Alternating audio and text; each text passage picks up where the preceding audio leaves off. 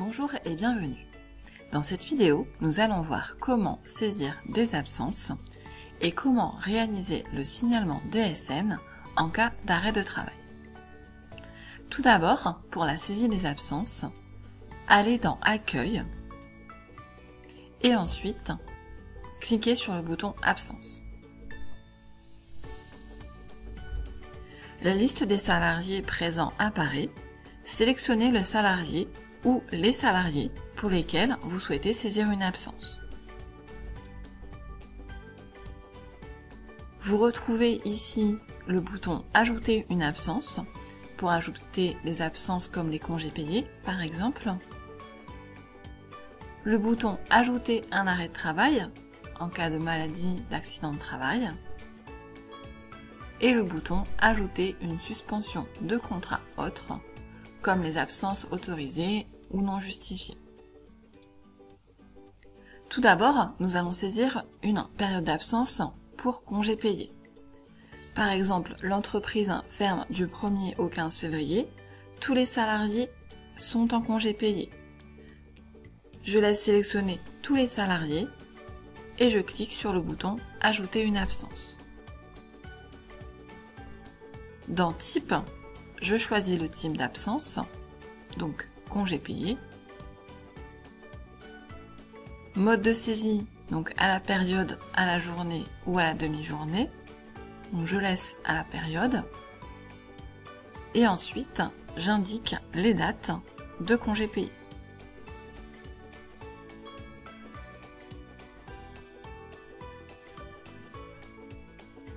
Il est possible d'intégrer cette période d'absence sur un autre bulletin en cochant « Intégrer exceptionnellement le » en indiquant une date sur le bulletin dans lequel on souhaite intégrer cette période d'absence.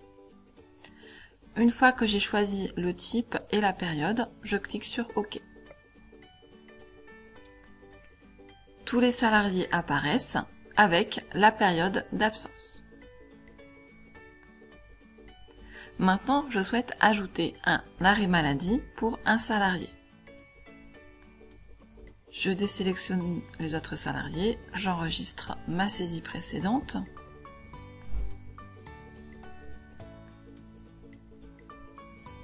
J'ajoute un arrêt de travail en cliquant sur le bouton « Ajouter un arrêt de travail ».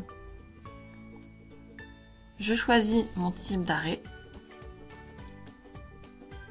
Par exemple, maladie rémunérée si je fais un maintien de salaire. Et je clique sur OK. J'indique la date du dernier jour travaillé par le salarié. La date de début de l'arrêt s'indique automatiquement. Je note la date de fin prévisionnelle de l'arrêt, indiquée sur l'arrêt de travail fourni par le salarié. En cas d'accident de travail ou de maladie professionnelle, j'indique aussi la date de l'accident ou de la première constatation. J'indique la date à laquelle le salarié va revenir dans l'entreprise et le motif, s'il s'agit d'une reprise normale, en temps partiel thérapeutique ou temps partiel pour raison personnelle. Comme pour les autres types d'absence, j'ai la possibilité d'insérer cet arrêt de travail sur un bulletin différent que celui sur lequel je travaille actuellement, en cochant « Intégrer exceptionnellement le » et en indiquant par exemple le mois de mars, si je veux intégrer mon absence de février sur le bulletin du mois de mars. Une fois que j'ai complété cette fenêtre, je clique sur OK. L'absence de mon salarié se rajoute à l'absence pour congé payé. Je vais choisir un autre salarié, donc j'enregistre toujours mes modifications. Et je vais ajouter une suspension de contrat autre. Dans Type, je choisis toujours mon type d'absence, par exemple une absence autorisée. Je clique sur OK. Je choisis s'il s'agit d'une période d'une journée ou d'une demi-journée. donc par exemple une journée, et je choisis la journée. J'ai la possibilité donc d'imposer une durée en heures d'absence et d'intégrer, comme pour les autres types d'absence, cette absence sur un autre mois. Et je clique sur OK. L'absence se rajoute, je peux enregistrer. J'ai donc saisi pour mes salariés des absences congés payés, une absence maladie et une absence autorisée. Une fois que les périodes d'absence ont été saisies, pour l'absence maladie, je vais pouvoir générer mon signalement d'arrêt maladie. Je ferme la saisie des absences. Je vais dans Déclaration, DSN événementiel dans la partie Déclaratif.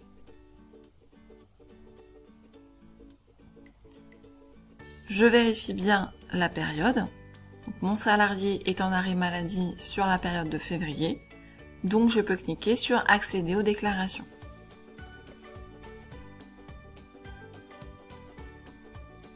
Le signalement d'arrêt maladie est automatiquement calculé. Je retrouve ici mon salarié avec ma DSN arrêt de travail, la date, le type d'événement, donc maladie, la date de calcul. Donc il s'est calculé automatiquement quand je suis entrée dans les signalements événementiels. Maintenant, je peux sélectionner mon salarié et cliquer sur Envoyer éditer pour envoyer le signalement. Une fois le salarié sélectionné, donc je remplis bien mon émetteur et mon contact. Et je peux cliquer sur Dépôt sur le portail pour envoyer le fichier signalement.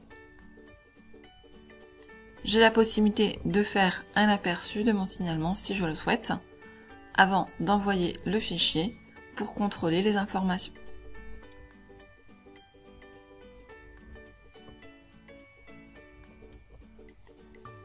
Une fois le signalement envoyé, ici je retrouverai la date d'envoi et dans la colonne État, je verrai si le signalement a été accepté ou non. Voilà pour la saisie des absences.